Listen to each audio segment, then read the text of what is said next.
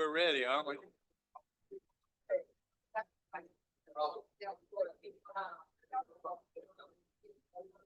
Okay.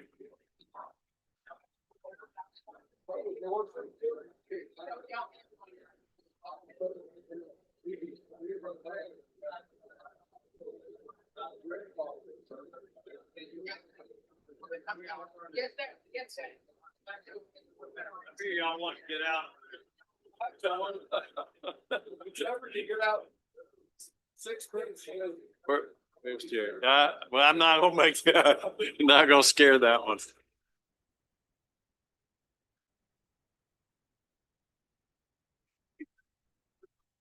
Good morning.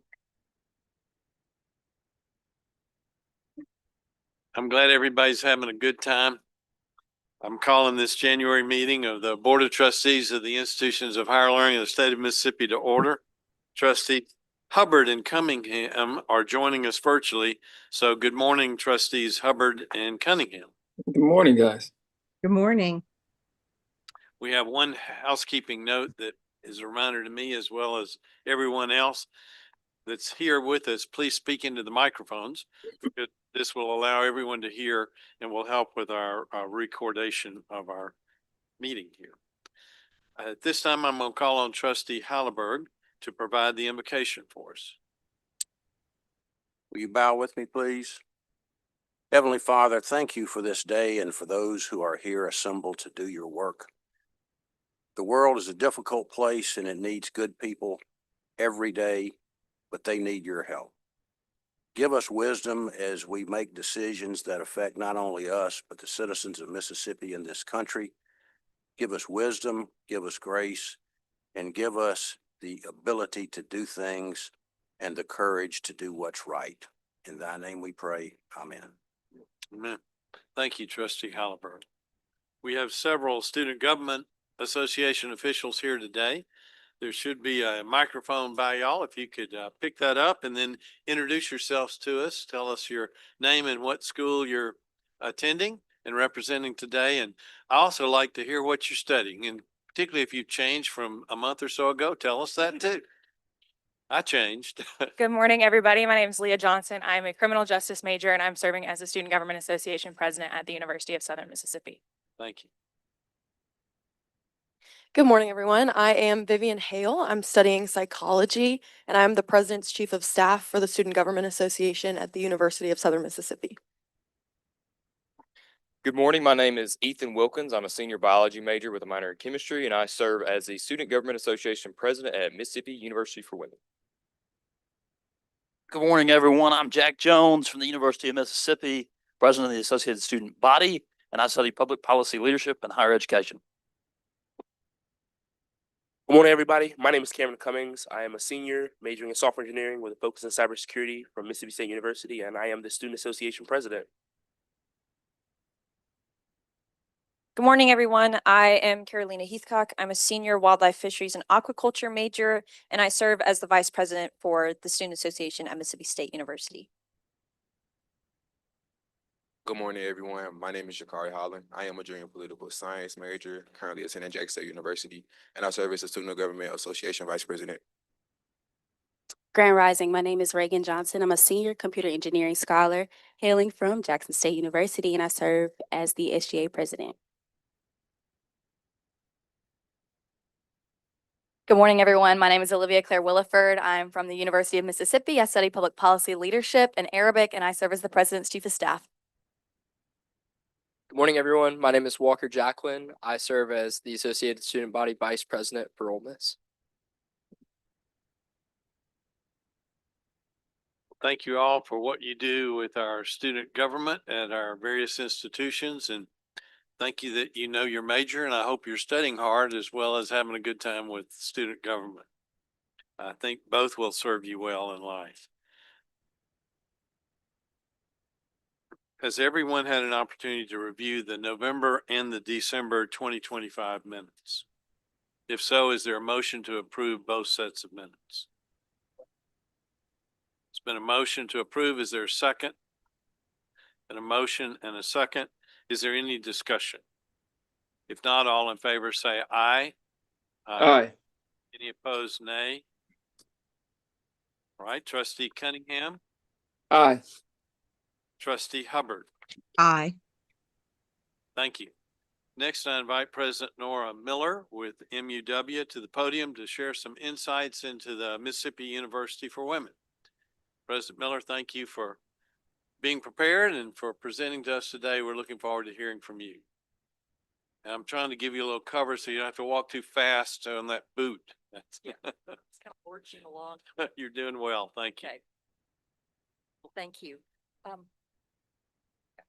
Clicker here. Well, good morning, everyone, and thank you for giving me the chance to share the W story. I'd like to share some of the milestones we've reached over the past 8 years, the most recent recognitions. I'll also share some information about the students we serve, our contributions to the workforce, and the economic impact we have on our region and in the state. Okay. Okay.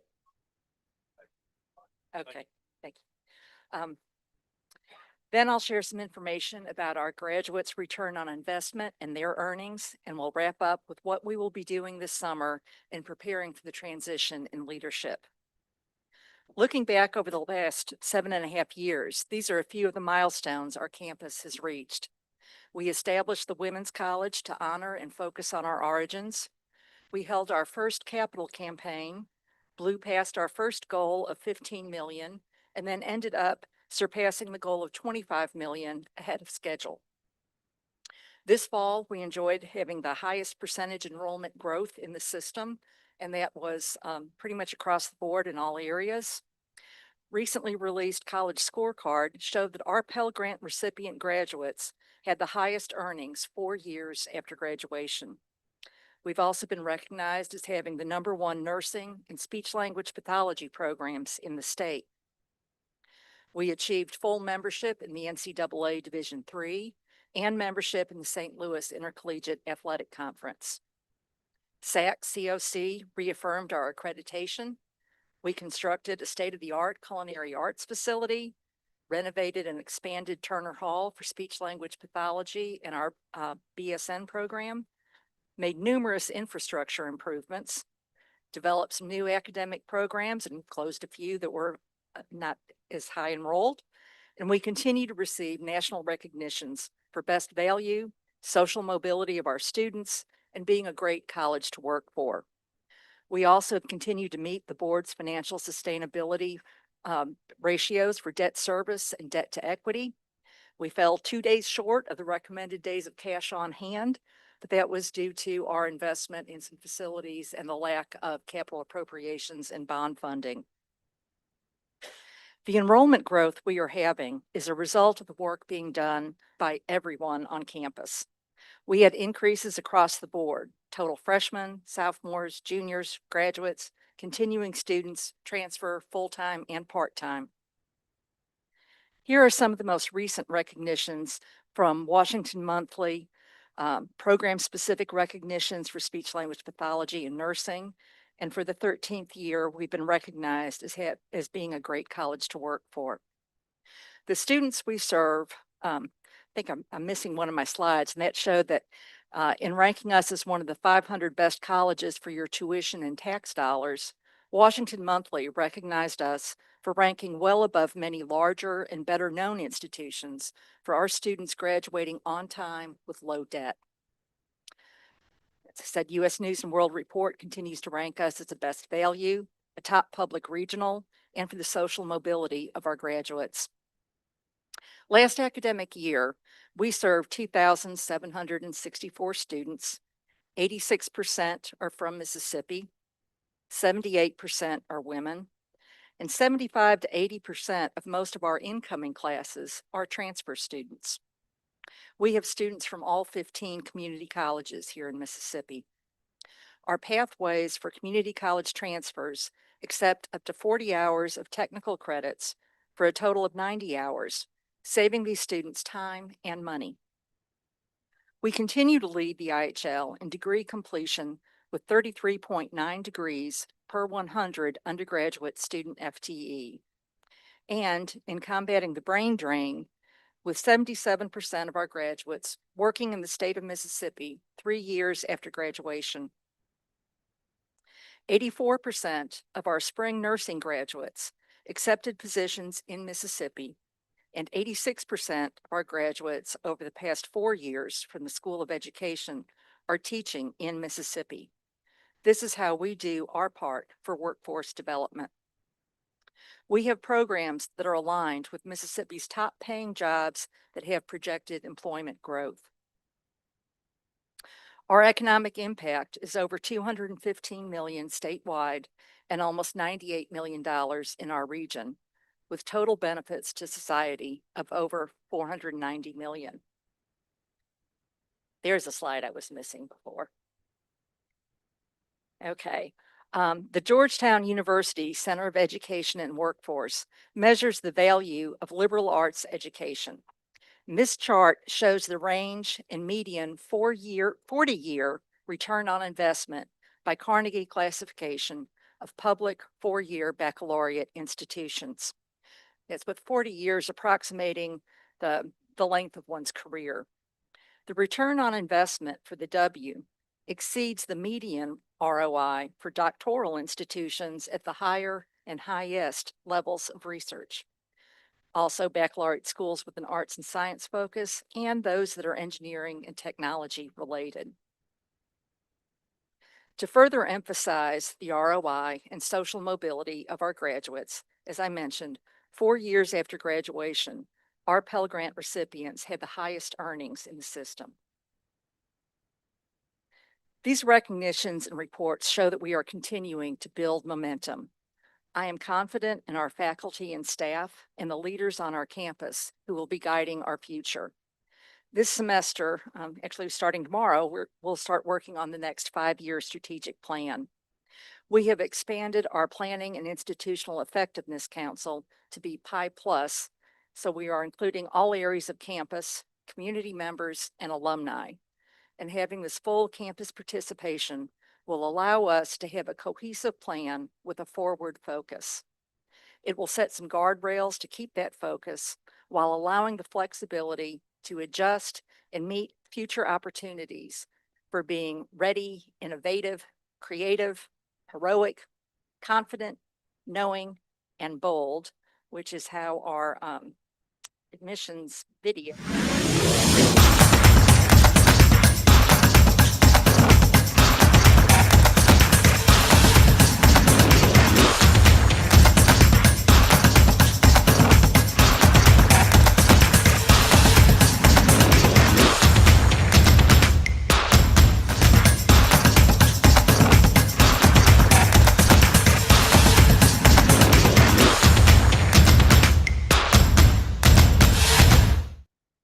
That's who we are.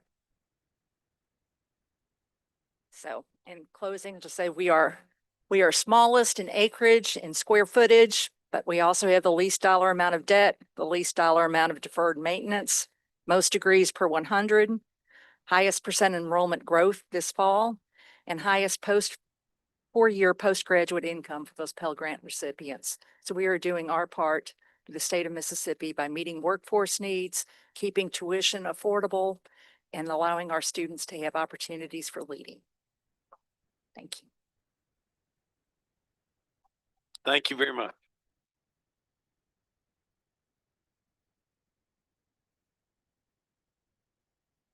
And as Dr. Miller referenced, she has announced that she will be retiring this June at the end of the fiscal year. So I'd like y'all to give President Miller another hand just for her work and service.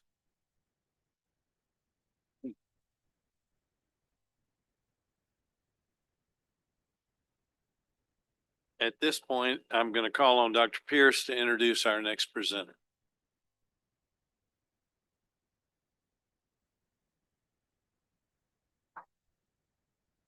Good morning. We have Dr. Sarah Pingle from the National Center for Higher Education Management Systems, whom the board office has engaged to advise the board on allocation of campus funds for the upcoming fiscal year.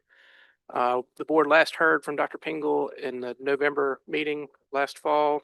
And since that time, they have been talking with stakeholders, leadership in the state, And so she will give us an update for progress and timeline for delivery.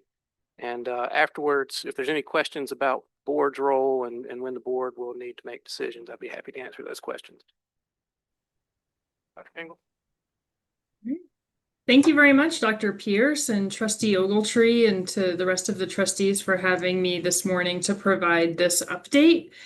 We have been pedal to the metal on this project, and so we have a lot to share with all of the trustees and other interested constituents and stakeholders this morning. I just want to say thank you to all of the stakeholders that have participated in some of the really robust engagement and activities that we've undertaken in this opening months of the project. Bridget, just a point of clarification. Can folks see the slide deck in the room right now? I can't see it on my side, so I just wanted to clarify quickly, or if I should share my screen. Being queued up right now. Bridget said it's being queued up now. Oh, okay, perfect. Well, I can go ahead and get started while that part is happening, and then we'll catch up. So, as you all know and have gotten to know me and the rest of the team, Brian Prescott, Nancy Stolowski, Artemio Cardenas, and others, we are just pleased to be here again today. I have a little bit on the slide deck just about who we are and our mission, but I think we've gotten past that point at this point. Today, I'd like to give an update on our project timeline and our progress, the findings from the stakeholder engagement activities that we've undertaken so far, and then information about the recommendation that we have for the structure of the model and information about our next steps. So if we go to slide 4, this is just a reminder of the board policy that exists that guides our activities. Certainly, we have our contract as well, but this policy has really been directing how we're going to move forward with our activities and how we're going to measure success for these activities, right? So it's the charge of this board to undertake and create a stable and understandable, predictable, adequate funding model, and to do so in a way that provides accountability and enjoys the unified support of the institution. So that's really been our guiding light throughout this project. Our contract, in addition, on the next slide, provides just some activities that we were asked to do. So we've only been under contract since October the 16th. Our contract ends July 1. We were asked to do stakeholder engagement activities, prepare some draft models, prepare certainly a final and recommended model, and then as a final step to prepare a report that would help to support any stakeholders wanting to learn more about the model, how it works, how it can be used, how it can be applied, and any additional recommendations that NCHEMS would make over the course of the engagement. Okay. Bridget, I just want to clarify really quickly. Should I be able to change the slides, or would it be helpful if I just queued it? Dr. Pinkel, I'm changing the slides. Oh, perfect. Okay, I'm sorry. All right. Great, Dr. Pierce, I'll let you know. So this is our anticipated timeline. As I said, we were under contract in October. We started right away with creating some institutional data profiles for each of the institutions so that we could become more familiar with each of the 8 and their unique missions and value adds to the state. We started right away with stakeholder interviews, and then that work wrapped actually in January. We did the last of those. And now we're really putting our nose to the grindstone and developing the draft models based on what we heard from the stakeholder feedback. We'll be in state in Mississippi for the first 2 weeks of February to complete additional stakeholder engagement activities, but also to begin to engage on some of the concepts behind the drafts that we're putting together with each of the institutions. So I'm really pleased. In the first week of February, I'll be at 5 of the different institutions, and then in the second week, our president, Brian Prescott, and the rest of the team will be at the remaining 3. Throughout the spring, we'll be working on developing models that respond to the feedback that we hear and the recommendations. We're really prioritizing creation of the model over drafting of the report. So we'll really focus on creating the model throughout the months of February, March, and April. And then as a final step, we'll work on documenting the decisions that were made and the levers that exist in the model, the recommendations that we have for the model, in a final report that would be submitted before the end of our contracted period. Throughout all of this work, a quick reminder that our focus is really on the needs of the state of Mississippi, right? The students that attend each of the 8 IHL institutions and the communities that those institutions serve are really the bedrock of developing a system of higher education that is going to bring the entire state of Mississippi closer to its goals. Supporting the 8 institutions is as a means to an end, certainly for a public system of higher education. And this project is part of that work, but we just wanted to mention at the top of our remarks, really, that this work is focused on what does the state of Mississippi need in order to support all the people that live there towards prosperous and productive lives in the workforce moving forward. So that can mean a lot of different things to a lot of different people. And so one of the first activities that we undertook to help broaden our understanding of that is stakeholder engagement. This is a step of a funding model development process that not only NCHEMS prefers to pursue as we create state funding models, but is pretty industry standard. Other folks in the space, along with NCHEMS, would also do some pretty robust stakeholder engagement to start off a project such as this. So we've had conversations with trustees, with state legislators, institutional leaders, all to better understand what their priorities and expectations are for this work. If we're successful in this funding model project, what would that look like, right? What are their priorities for the revised funding approach? And we've been using the insights from these conversations to inform the development of the objectives of the model and the drafts that we're pulling together now. This set of priorities is really forming the goals and guiding principles for what we're going to be undertaking moving forward. And so on the next slide, there's a short list of the people that we've talked to.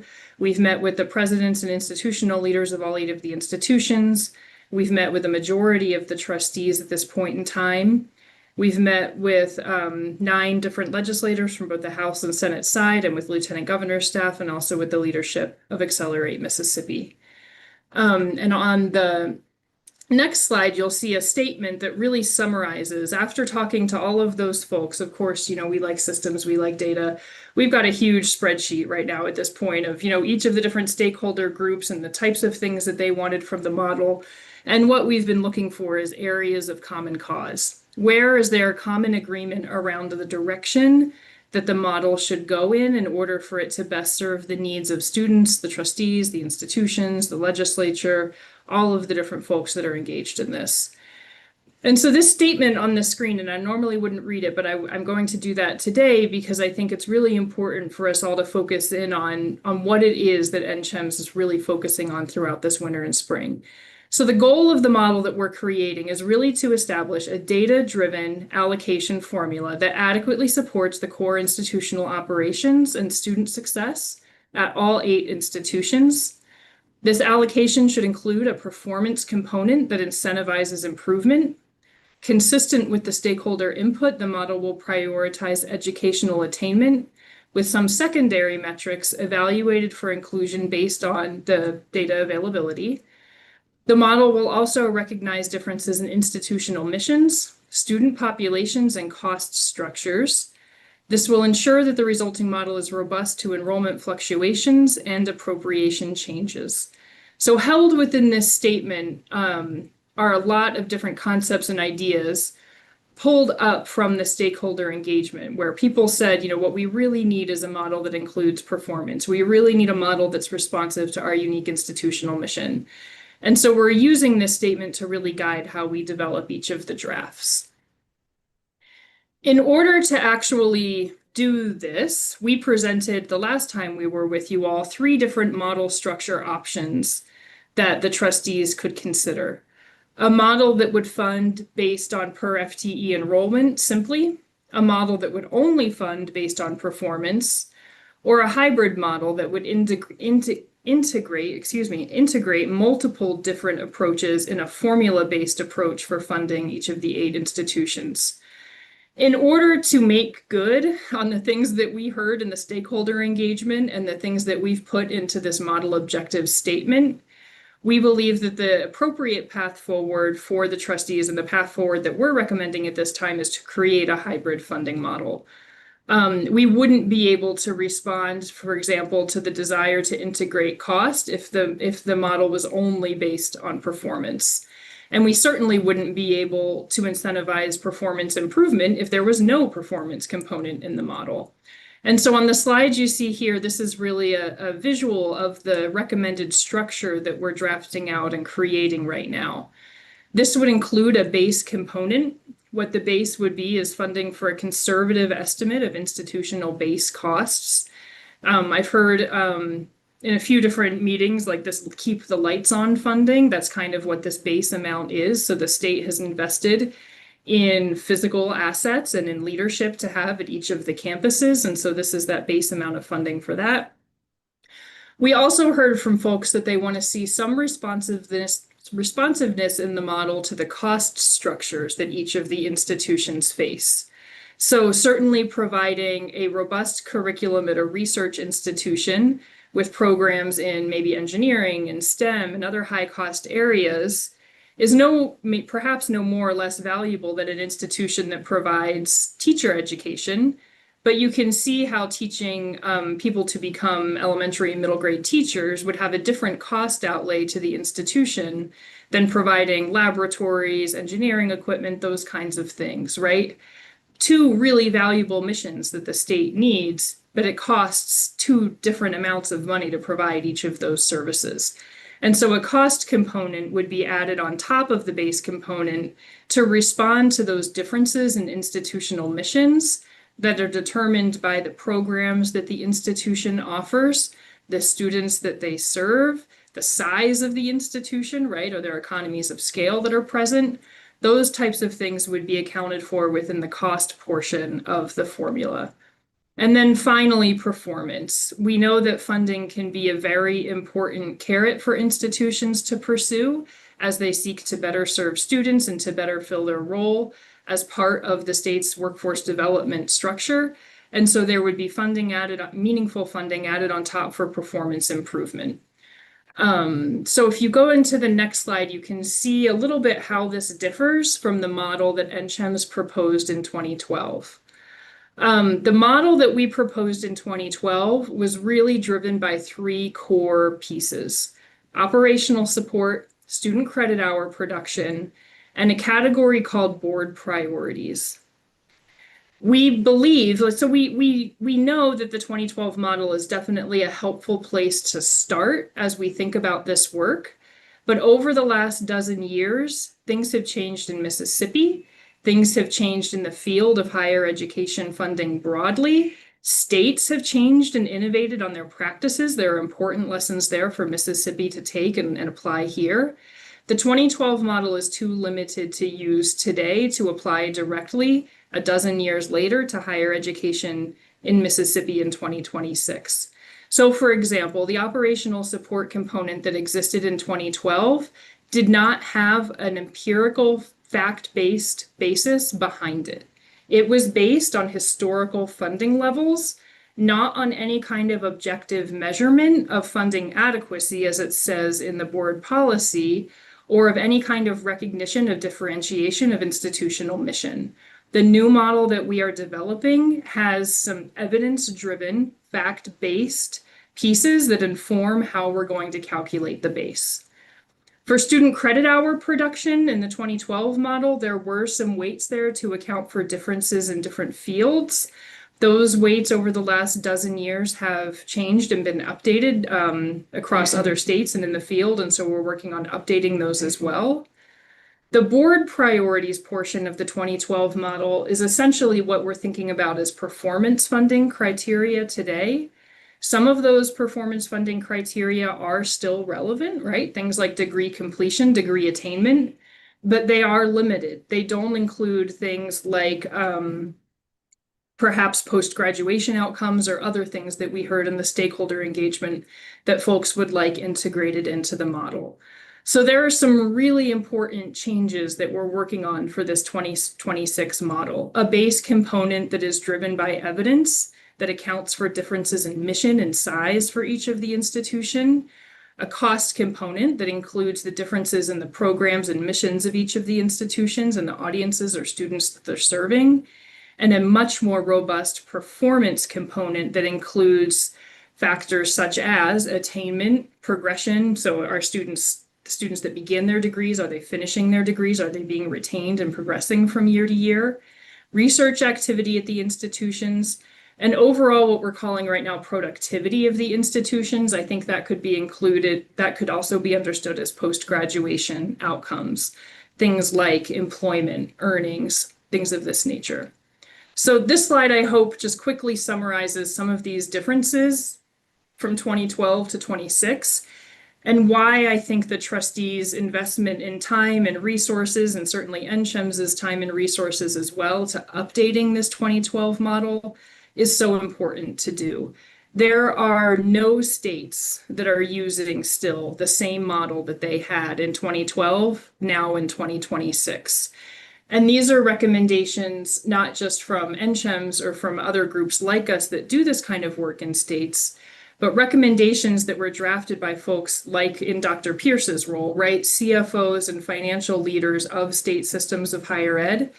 The recommendation, a group of these folks from Tennessee and Louisiana and Oregon came together and wrote a report about funding model maintenance, pretty much, that came out about 5 years ago. And the recommendation in that report from folks in the field is that every 3 to 5 years, states need to revisit their funding model. They need to revisit it not just for technical changes and to update data, but to ensure that the model is still aligned to the priorities and goals of the state. And so this supports the statement that I just made, right? That most states are going through on a regular basis and they're updating these things. And none of them are still using a model that would have been created a decade ago today. There are important changes that need to take place. And so I hope this slide summarizes some of that information. I'm happy to answer any questions about it. As we get into the next group of slides, this is just more information about our next steps. Throughout the project, I've been certainly in Dr. Pierce's inbox on a frequent basis, Bridget's as well, and other folks that are on the staff. We've had weekly scheduled check-in meetings with IHL staff. We're participating in these monthly Board of Trustees meetings as well. In the first 2 weeks of February, as I said, we'll be on site at each of the institutions. This is our schedule for those visits. I'm really looking forward to being on the ground at many of these institutions and engaging one-on-one with those leaders and with students as well. And then on the next slide, you'll see some of our next steps. So I've alluded a couple of times to this idea of post-graduation outcomes metrics. We rely on other external sources of data to be able to measure that, specifically data from NSPARC. We have had very, very good conversations, and they've been incredibly supportive of the work that we're doing, and they want to provide, and they will provide, I believe, the data that we need to be able to integrate these types of metrics into the performance component. That being said, they need time to do their work and to prepare that data. So we're still waiting on that data from NSPARC. They have not had very long to pull that together, and I know they're working quickly. So that's one of our next steps pending receipt of that data, is to receive it, clean it, make sure it makes sense, triangulate it with perhaps other sources of data to make sure that we're measuring what we think we're measuring. And then we'll begin to, we'll continue, we've already begun, we'll continue preparing draft models that align with the project objectives, with the objectives that we heard from the stakeholders, but that are also informed by our professional expertise and experience. And then finally, we'll prepare the report, as I said earlier. On the last slide, again, is just my contact information and Brian Prescott's contact information. He and I have been working very closely together on this project, together with other members of our research staff at NCHEMS and with IHL staff. We're really appreciative of the IHL staff's collaboration on this and the swiftness with which they've provided answers to all of the questions that we've had, and there have been quite a few. So we just really appreciate their engagement on this. And with that, I'm happy to follow Trustee Ogletree's lead on any questions or anything else that I could support the trustees with today. Are there any questions? Trustees, I do have one or two I'd like to ask you. First of all, I do appreciate the hard work that you and Brian Prescott and your team have put into this. You mentioned that we engaged you from October 16th and to be finished by before July 1st. Would you tell us how that compares to your typical engagement and what your timeline is so everyone can understand the speed at which we've asked you to act and the pressure that puts on you and all of us? Yeah, thank you for that question. So NCHEMS is routinely engaged to do funding model design work with states both in the South and in other parts of the country. I looked back at contracts for our last two funding model redesign engagements, and they were 12 months and 17 months long, each of those. What that work entailed was really just the preparation of a draft model and a recommended structure. It did not include time for the discussions and the work that needs to take place to implement a model. So just usually it takes about a year and over a year, 18 months or so. All right, thank you very much. And you mentioned that you work for a number of states and some around the South. Could you give us an example of some of the areas, geographic areas, which you or your team has worked in recent years? Yeah, we do work across the 50 states. We've been very fortunate to have quite a few states in the South that have chosen to partner with us on both funding model projects and on projects related to other issues within higher education, whether that's organization or governance or other topics. Some of the most recent ones include a funding model review for the state of Louisiana. So I mentioned earlier that practitioners in the field have indicated that they feel 3 to 5 years is the appropriate cadence for review of funding models.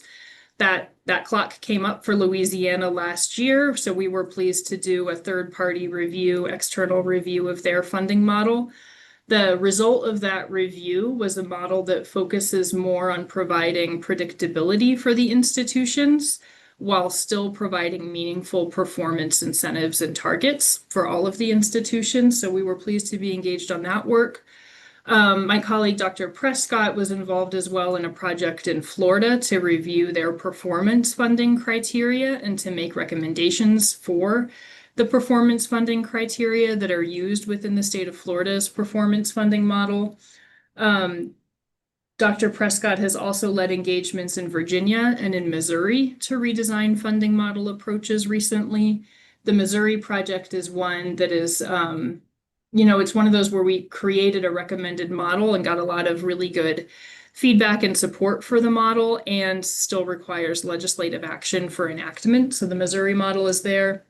We were also involved in the implementation of HB 8 in Texas, where we advised the Texas Higher Education Coordinating Board on some of the more technical aspects of developing their funding model throughout that project. So we're really pleased to be involved with states across the nation, and especially pleased that we've had the opportunities to be so involved in states in the South in recent years. Thank you. Are the trustees have any questions at this time? I know we'll have a lot of questions when we have a model proposed to us, particularly after our universities have all had an opportunity to see how numbers fall and how that may affect them and what other recommendations they make. Anything now? If not, thank you very much, Dr. Prescott, unless you had something else. I'm just happy to answer any questions about when the board may need to act or things like that, if there's thoughts there. Okay, other questions? All right, if not, thank you very much, Dr. Pingle. We appreciate your help. Yeah, thank you. Now, next on the agenda is our consent agendas. Are there any items that need to be moved to a regular agenda for consideration? Okay, hearing none, is there a motion to approve the consent agendas? And a motion, is there a second? I have a motion and a second to approve the consent agendas. Is there any discussion? If not, all in favor say aye. Aye. Any opposed, nay? Trustee Cunningham? Aye. Trustee Hubbard? Aye. The motion passes. At this time, Trustee Hubbard, I'll call on you to present the Academic Affairs regular agenda. Thank you. Academic Affairs has 4 items on the regular agenda. Dr. Melissa Temple will present this information for the board's consideration. Good morning. Thank you, Doctor. Thank you, Trustee Hubbard.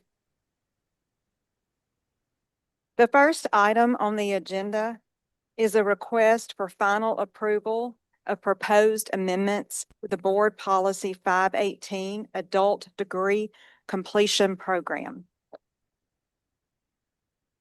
At the November 2025 board meeting, Dr. Presswood presented all proposed changes to the board policy in detail. I will provide you with a summary. However, all changes are provided on pages 1 through 4 of the Academic Affairs handout that has been placed at your seats. A clean copy of the policy is provided on pages 5 through 7 of the handout. Complete to Compete, the system-wide re-engagement initiative for adult learners with some college but no degree, helped 4,119 adults complete their degrees. This program has now ended. Individual institutions would like to retain the components of the initiative that were created by board policy so they can administer their own re-engagement initiatives for adult learners with some college but no degree. Changes to this policy include amending the current adult degree completion program to change references from Complete to Compete to the generic name of Adult Degree Completion Program.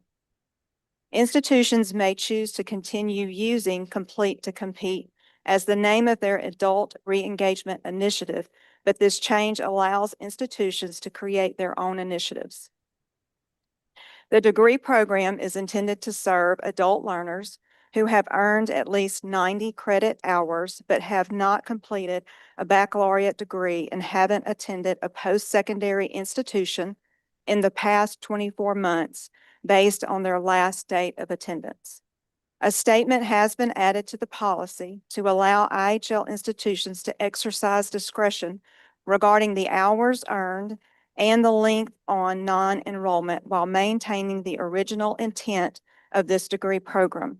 For example, if a student earned 85 hours before stepping out or has not been enrolled in 20 consecutive months, an institution may determine that the student is eligible for this program. The degree issued by the institutions for this program is called University Studies, and the policy is revised to include this name. Institutions shall continue to award the University Studies degree program when a student completes an adult degree completion program. Board staff recommends final approval of this item. You have heard the recommendation. I make a motion to approve this item. There's been a motion to approve item number 1. Is there a second? Is there any discussion? Before we vote, I would like to commend Chancellor Boyce. When he was sitting in the chair that Dr. Rankin sits in, this was something he worked very hard on. Trustee Parker was a trustee at that time, and there were other trustees who filled this room, and this program's been copied by other states. And appreciate the hard work that group put into it. Any other discussions? If not, all in favor say aye. Aye. Any opposed, nay? Trustee Cunningham? Aye. Trustee Hubbard? Aye. Motion passes. Dr. Temple, please proceed. The second item on the agenda is a request for final approval of proposed new board policy credit for prior learning. This request is to create a new policy called Credit for Prior Learning. This is provided on page 8 of the Academic Affairs handout. A clean copy of the policy is provided on page 9 of the handout. This policy exists currently as Section 9, Prior Learning Assessment and Competency-Based Education of the Adult Degree Completion Program policy. No substantive changes have been made to this section. Removing this section from the adult degree completion policy and making it a standalone policy will allow credit for prior learning to be integrated into any degree programs offered by the IHL institution at the institution's discretion. Board staff recommends final approval of this item. You've heard the recommendation. I make a motion to approve this item. There's been a motion to approve item number 2. Is there a second? It's been a second. Is there any discussion? If not, all in favor say aye. Aye.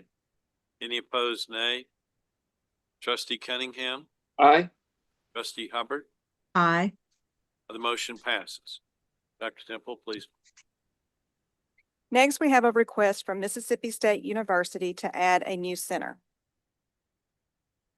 Mississippi State University requests the creation of the Research and Business Operations Center to be housed at the Starkville campus in the Office of Research and Economic Development.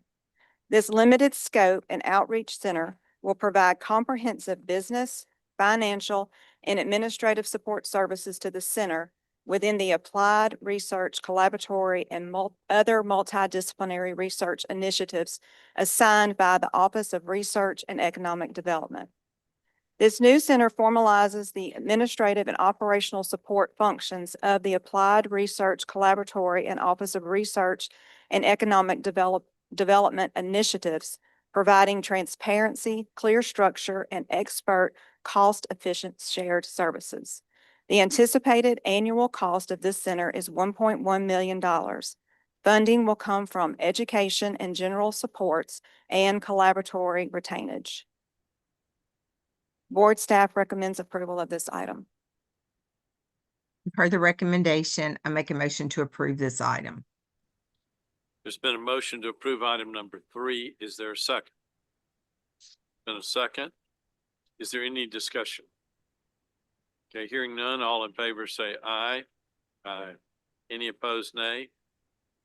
Trustee Cunningham? Aye. Trustee Hubbard? Aye. Motion passes. Dr. Temple, please proceed.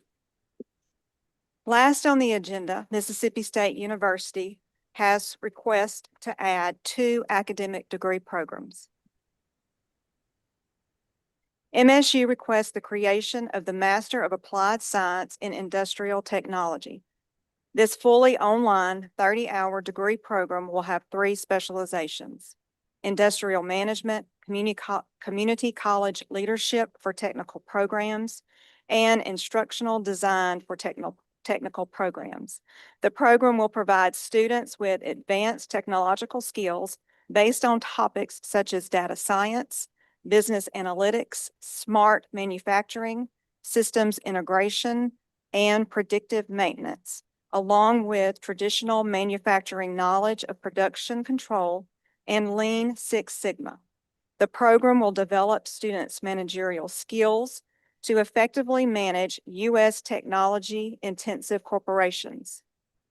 The Community College Leadership for Technical Programs will equip graduates with knowledge that will not only assist them in their careers, but also help them transform secondary and post-secondary students into future industrial technologists.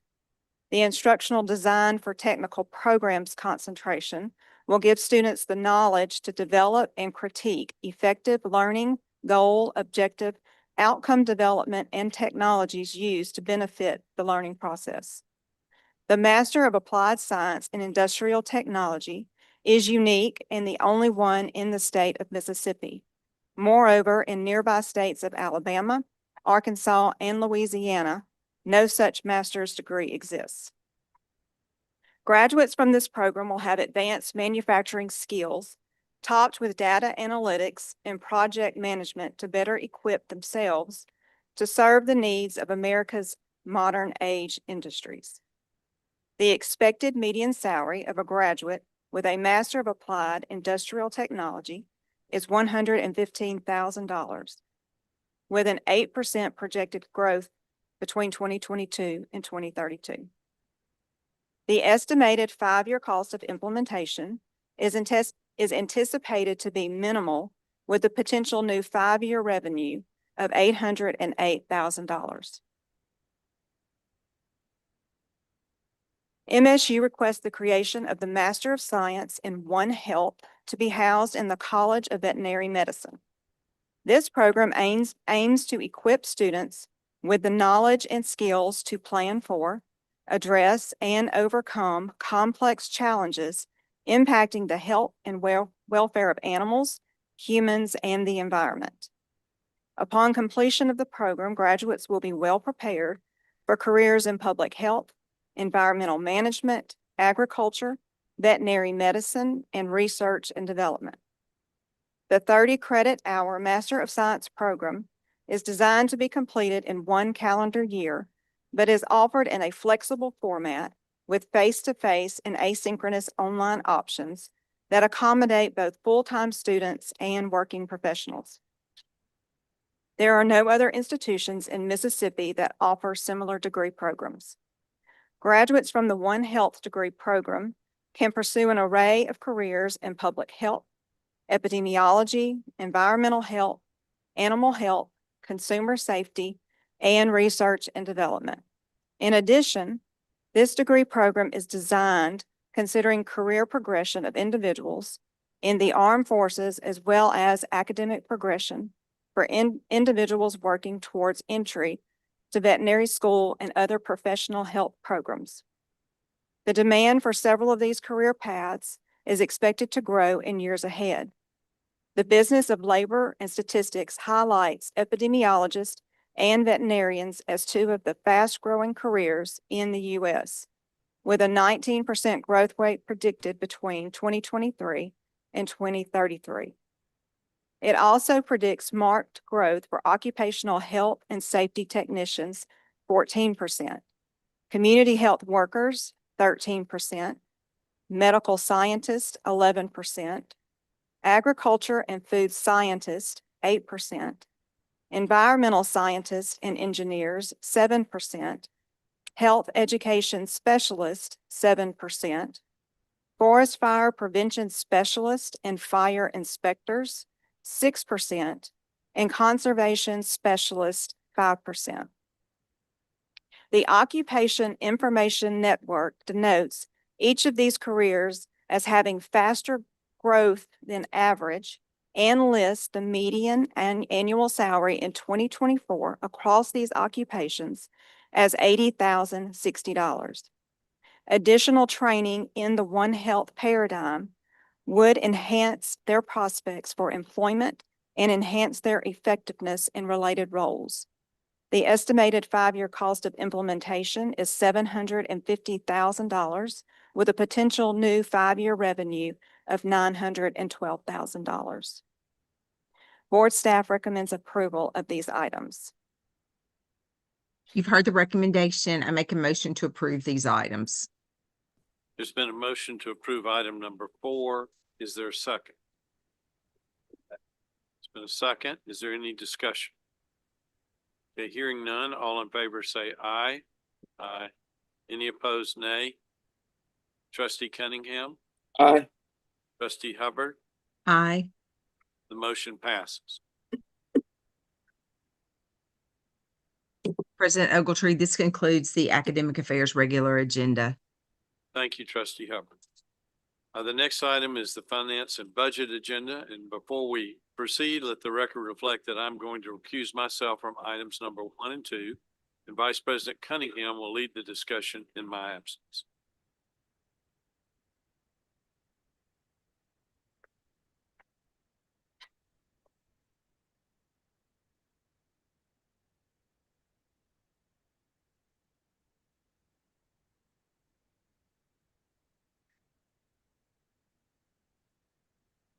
We good to go, Bridget? Yes. Okay. Trustee Stevenson, please proceed. Thank you. We have 5 items on the finance regular agenda today.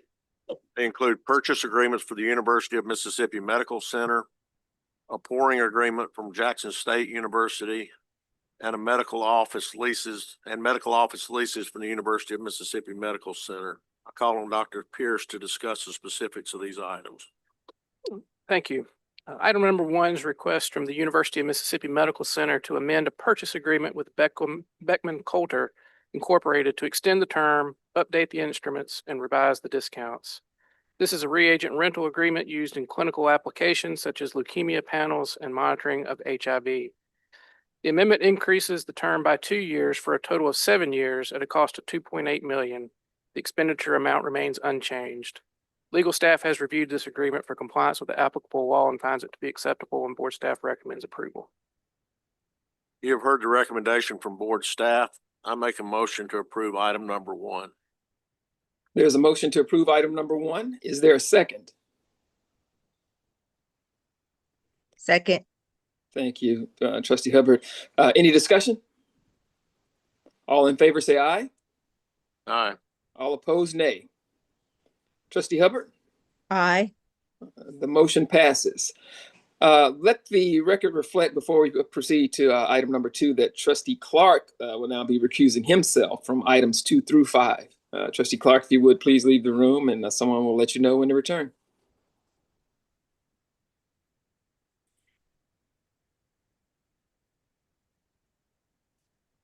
We're ready. Okay, thank you. Dr. Pierce, please proceed. Thank you. Item number 2 is a request from the University of Mississippi Medical Center to amend a purchase agreement with Biomed Incorporated for Impala devices used in high-risk coronary interventions. The purpose of the amendment is to extend the term and update the product schedule. The amendment increases the term by 2 years for a total of 7 years. The expenditures will increase by $3.3 million for a total expected expenditure of $10.5 million. UMMC may terminate this agreement with 30 days notice. Legal staff has reviewed this agreement for compliance with applicable law and finds it to be acceptable, and board staff recommends approval. You have heard the recommendation from board staff. I make a motion to approve item number 2. There's a motion to approve item number 2. Is there a second? Second. Thank you. Any discussion? All in favor, say aye. Aye. All opposed, nay. Trustee Hubbard, Aye. the motion passes. Bridget, please have someone ask President Ogletree to return.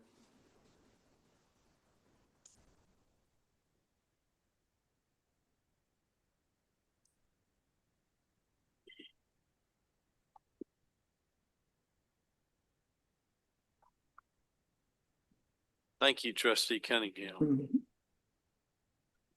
Unless the trustee objects, I suggest that we take up items 3 through 5 as a group. Hearing no objections to taking up 3 through 5 as a group, Dr. Pierce, if you would proceed in that manner. Thank you. Item number 3 is a request from Jackson State University to enter into a beverage sales and sponsorship agreement with Brown Bottling Group Incorporated.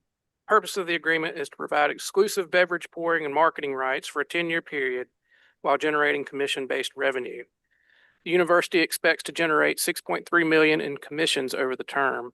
The university may terminate this agreement for convenience with written notice. University selected Brown Bottling through a request for proposals in April 2025, and Brown offered the most competitive proposal for the university.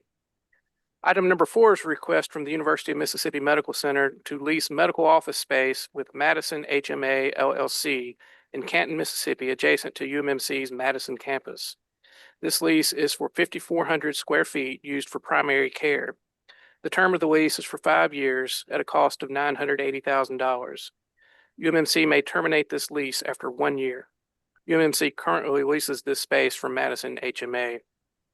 Item number 5 is also a request from the University of Mississippi Medical Center to lease medical office space with Madison HMA LLC in Canton, Mississippi, adjacent to UMMC's Madison campus. This lease is for 6,100 square feet used for surgery services.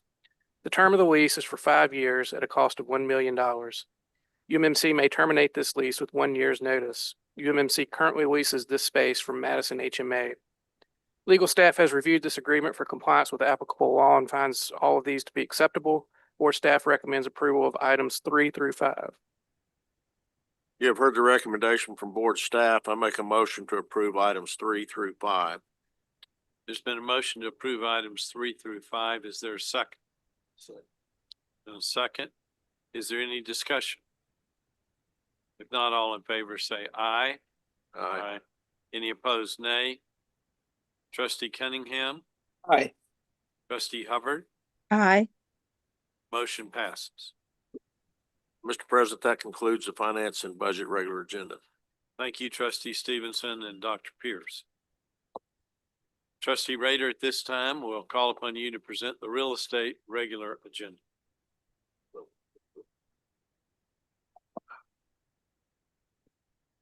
Thank you, President. There are 7 items on the real estate agenda today. Mr. Brad Rowland will present these items for the board's consideration. And then I'll let the record reflect that trustee Clark is recusing himself from item 1 through 4 and will remain out of the room. So Mr. Rowland, if you would proceed. Thank you, President Ogletree.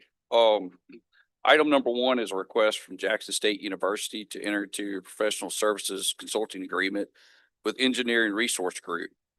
The contract will provide mechanical and energy services that support JSU's infrastructure, preventative maintenance, energy efficiency, and compliance goals. JSU also seeks approval of a retroactive start date of January 1st, 2026. The contract is for 1 year beginning January 1st, 2026, ending December 31st, 2026. The contract may be renewed for 2 consecutive 1-year periods upon written agreement of the parties for a total of 3 years if all renewals are executed. The total contract value is $450,000. It is estimated the annual contract amount shall not exceed $150,000. The contract will be funded with E&G funds. Legal staff has reviewed this item for compliance with applicable law and found it to be acceptable, and board staff recommends approval of item number 1. You have heard the recommendation. I make a motion to approve item number 1. It's been a motion to approve item number 1. Is there a second? Second. It's been a second. It's been a motion and second to approve item number 1. Is there any discussion? Okay, hearing none, all in favor say aye. Aye. Any opposed, nay. Trustee Cunningham, Aye. trustee Hubbard. Trustee Hubbard, I didn't hear you if you replied. Aye. Thank you. Motion passes. Mr. Rowland, if you'd please proceed. Thank you, President Ogletree. Item number 2 is a request from Alcorn State University to increase the project budget on the JOC HVAC improvement HERF project on Robinson Hall. The project budget will increase from $3,995,186.03 to $4,194,945.33 for a total increase in the amount of $199,759.30. The budget increase is needed to primarily establish an adequate contingency within the project. The project includes replacing the 3 existing multi-zone air handling units, related supply ducts, and all building exhaust fans. The existing building energy management system will be replaced with a new DDC building control system connected to the existing campus front end. The project is funded with the Higher Education Emergency Relief Funds, known as HERF, is approved through the U.S. Department of Education. Board staff recommends approval of item number 2. You've heard the recommendation. I make a motion to approve item number 2. There's been a motion to approve item number 2. Is there a second? It's been a second. Is there any discussion? Okay, hearing none, all in favor say aye. Aye. Any opposed, nay? Trustee Cunningham, Aye. trustee Hubbard, Aye. motion passes. Mr. Rowland, please proceed. Thank you, President Ogletree. Item number 3 is a request from Alcorn State University to increase the project budget on the JOC HVAC improvement HERF on Burris Hall. The project budget will increase from $5,521,600 to $5,797,680 for an increase in the amount of $276,080. In addition, ASU is requesting to modify the funding sources of the project to include university funds as an additional funding source to accommodate the budget increase. The budget increase is needed primarily to establish an adequate contingency within the project and to clarify the funding sources with the board. The project includes replacing the 6 multi-zone air handling units, 1 single-zone air handling unit, related supply ducts, and all building exhaust fans. The existing building energy management system will also be replaced with a new DDC building control system connected to the existing campus front end. The project is funded with HERF funds approved through the U.S. Department of Education and university funds. Board staff recommends approval of item number 3. You have heard the recommendation. I make a motion to approve item number 3. It's been a motion to approve item number 3. Is there a second? And a second. Is there any discussion? If not, all in favor say aye. Aye. Any opposed, nay? Trustee Cunningham, Aye. trustee Hubbard, Aye. motion passes. Before we proceed, I'll let the record reflect that I will recuse myself from voting on items 4 through 7. And in my absence, trustee Cunningham will preside. Thank you.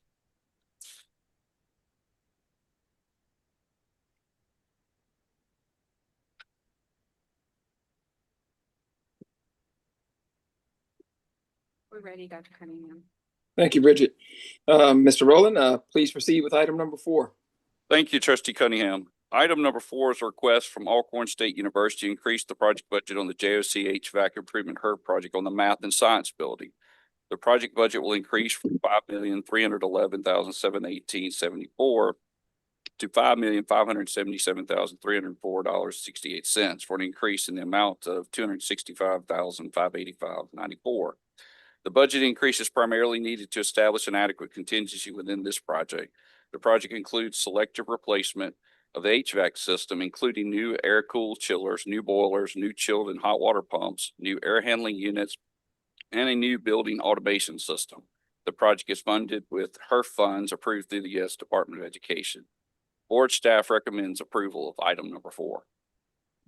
You've heard the recommendation. I make a motion to approve item number 4. There's a motion to approve item number 4. Is there a second? Any discussion? All in favor say aye. Aye. All opposed, nay. Trustee Hubbard? Aye. The motion passes. Bridget, if you would, please have someone ask Trustee Clark to return to the room.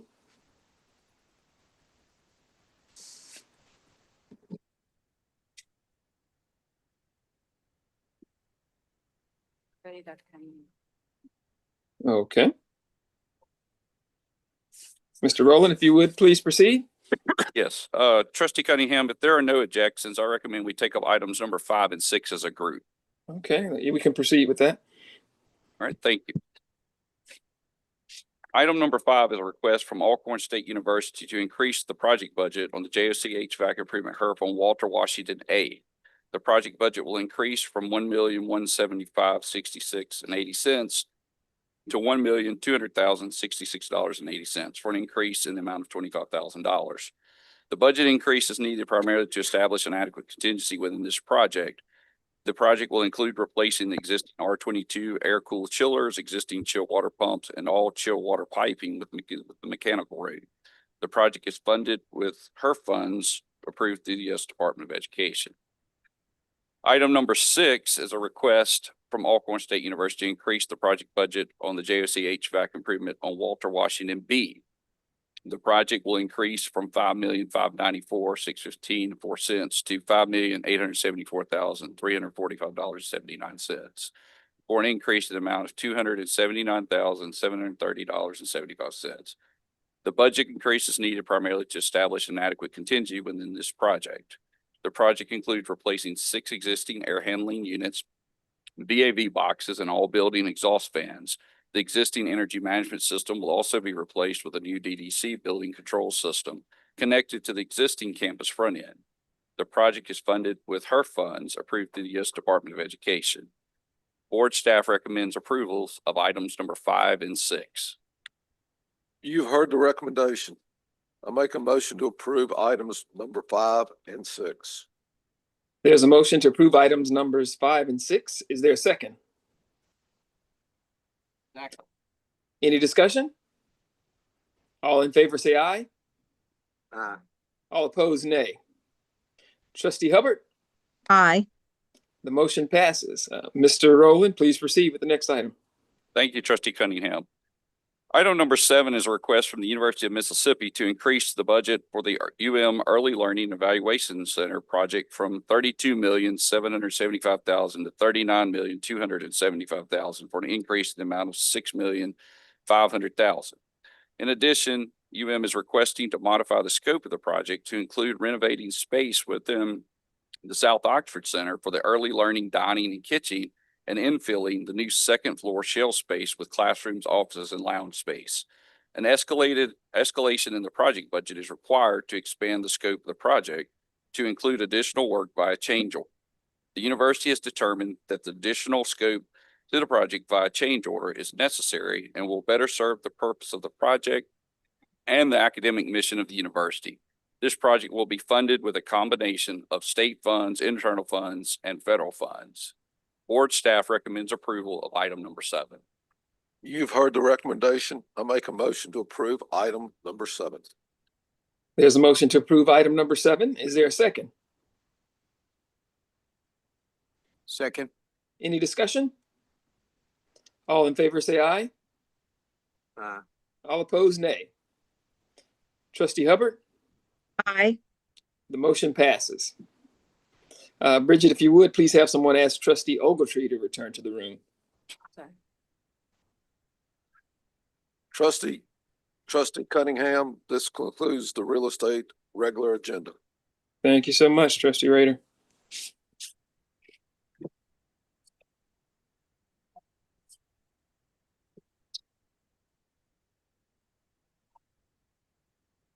Thank you, Trustee Cunningham. We'll proceed now to the informational agenda. Dr. Rankins. Trustees have any questions regarding information from the information agenda?